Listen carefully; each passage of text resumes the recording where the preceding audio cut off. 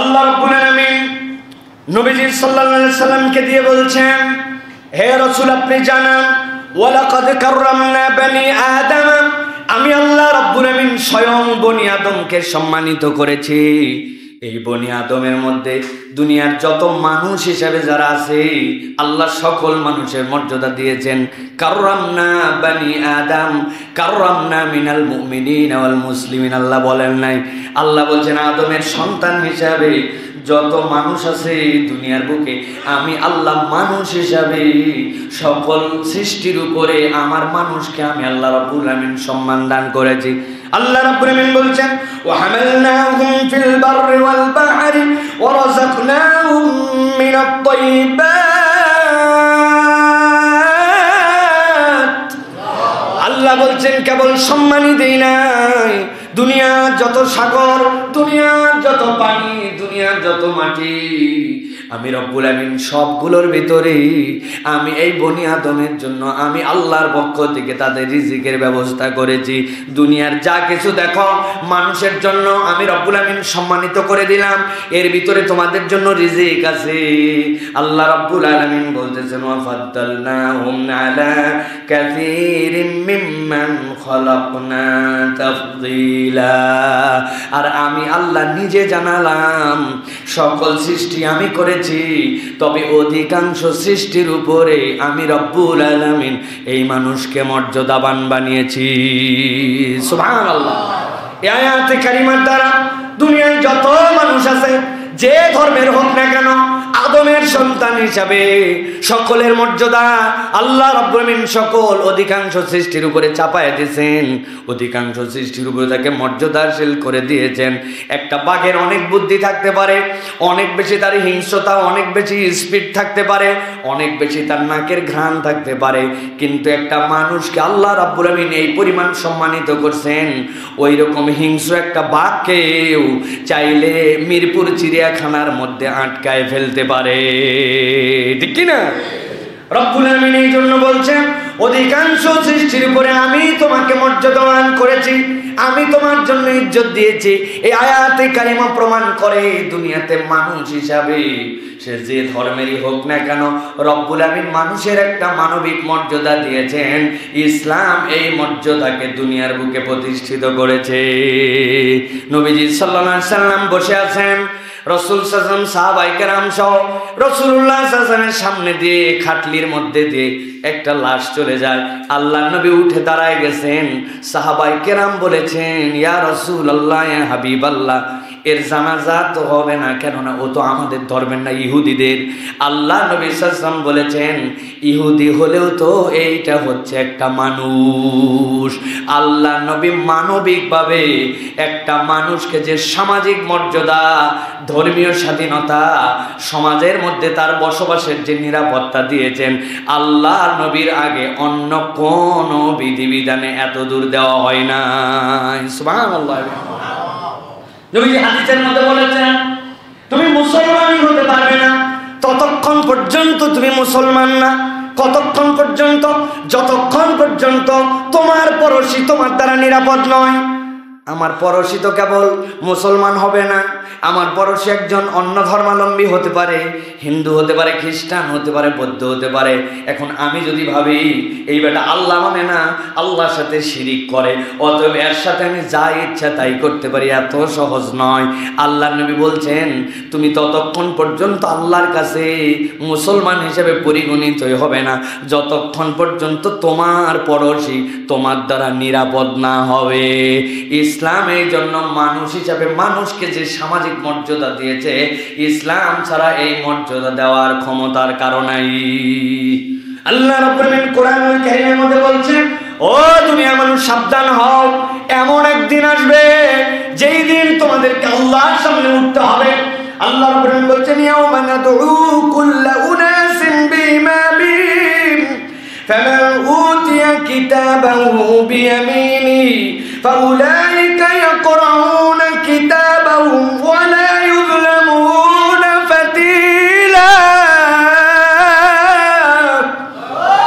আমার রব্বুল আমিন বলছেন, এই দুনিয়ার মানুষ ভালো করে বলছো, ইয়াওমা নাদউ কুল্লা উনাসিন বিইমামিহিম, এমন একদিন আসবে যেই দিন আমি রব্বুল আমিন মানুষদেরকে ডাক দিব তাদের ইমাম সহ। ইমামের ব্যাখ্যা কি? ইমাম মানে কি? আল্লাহ যে বললেন তাদের ইমাম সহ নেতা সহ ডাক দিবেন, মুফাসসিররা তিনটা ব্যাখ্যা করেছেন। এক নম্বর, কিতাব দ্বারা আল্লাহ বুঝিয়েছেন, এর দ্বারা ইনজিলওয়ালা যারা ইনজিলের অনুসারী, বিশেষ করে রাসূলুল্লাহ সাল্লাল্লাহু আলাইহি ওয়াসাল্লামের আসার আগে যে ধর্ম ছিল আল্লাহ তাদেরকে ডাক দিবেন ইনজিলওয়ালা বলে, কিতাবওয়ালা বলে। দুই নম্বরে, প্রত্যেক পয়গম্বর যারা তাদের নবীর অনুসারী যারা ছিলেন, যারা তাদের নবীর উম্মত ছিল, ওই নবীদেরকে সামনে ডাকা হবে আর পেছন দিক থেকে তাদেরকে ডাকা হবে, ও ইসহাকের অনুসারীরা ওঠো, ইসহাক তাদের জন্য পয়গম্বর। ও সুলাইমানের যারা উম্মত তারা ওঠো। তিন নম্বরে বলা হচ্ছে আমল নামাকে আল্লাহ ইমাম হিসাবে বুঝিয়েছেন।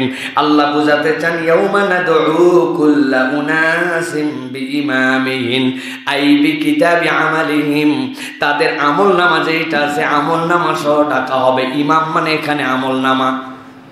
কোরআনের অন্য আয়াত আমাদেরকে সাক্ষ্য দিচ্ছে। আল্লাহ রাব্বুল আমিন সূরা ইয়াসিনের 12 নম্বর আয়াতের মধ্যে বলছেন ইন্না নাহনু নুহয়িল মাউতা ওয়া নাকতুবু মা কদ্দামু ওয়া আযারুহুম ওয়া কুল্লা শাইইন আহসাইনাহু ফি ইমামিন মুবিন। আল্লাহ রাব্বুল আমিন বলছেন যেই দিন আমি রব্বুল আলামিন যাবতীয় মৃতগুলোকে আবার জীবিত করব, ওয়া নাকতুবু মা কদ্দামু, আর তারা অগ্রতে যা প্রেরণ করে আসছে সবগুলা তাদের সামনে উদ্ভাসিত হয়ে যাবে। ওয়া আযারুহুম, তাদের যতগুলা দুনিয়ার বুকে কাজ আছে সবগুলা যারা অগ্রে প্রেরণ করে আসছে কিয়ামতের দিবসের জন্য আমলনামা সেই দিন আল্লাহ রাব্বুল আমিন চালু করে দিবেন। ওয়া কুল্লা শাইইন আহসাইনাহু ফি ইমামিন মুবিন। আর আল্লাহ বলছেন ভেবো না তুমি যা করছো তার হিসাব আল্লাহর কাছে নাই, রব্বুল আমিনের কাছে তাদের আমলনামার প্রত্যেকটা বিষয় সংরক্ষিত আছে।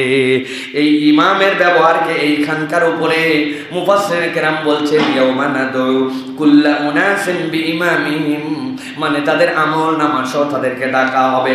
ফামান উতিয়া কিতাবাহু বিয়ামিনি, আল্লাহ বলছেন আর যার আমলনামা ডান হাতে আসবে আল্লাহ বলছেন ফাউলাইকা ইয়াকরাউনা কিতাবাহুম, সে সাথে সাথে তার কিতাব পড়তে শুরু করবে। ওয়ালা ইউজলামুনা ফাতিলা, একটা খেজুর খাওয়ার পরে খেজুরের যে দানাটা থাকে ওই দানার গোড়ার দিকে দেখবেন ছোট্ট একটা ফুটাটাকে একটা সুই বসানো যাবে কি যাবে না?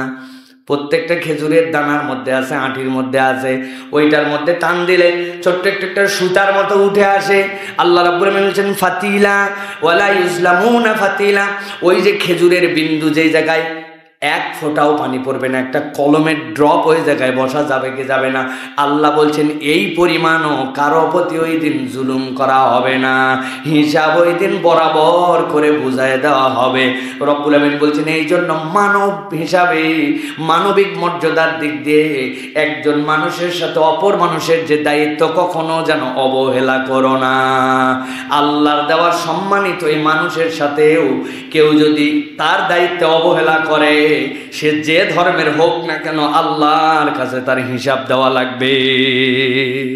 আল্লাহর কাছে হিসাব দিতে হবে আপনাকে। আপনি কারো প্রতি জুলুম করতে পারবেন না। আল্লাহ রাব্বুল আলামিন এই জন্য সবচেয়ে প্রথমে ইসলাম যে সম্মান দিয়েছে মানুষ হিসাবে মানবীয় সম্মান। আরবের সমাজে জাহেলি যুগে মানুষের সম্মান ছিল না, মানবীয় কোনো সম্মান ছিল না। গোষ্ঠীর কেউ সম্মানিত তার সম্মান আছে, কিন্তু জেনারেল পিপল মানুষের সম্মান নাই।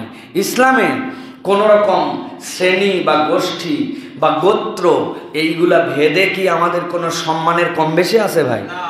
আল্লাহ নবী সাল্লাল্লাহু আলাইহি ওয়াসাল্লাম 31টা পয়েন্টের উপরে কথা বলছেন বিদায় হজের দিনে। যে খুতবা তিনি দিয়েছেন 31টা পয়েন্ট আছে।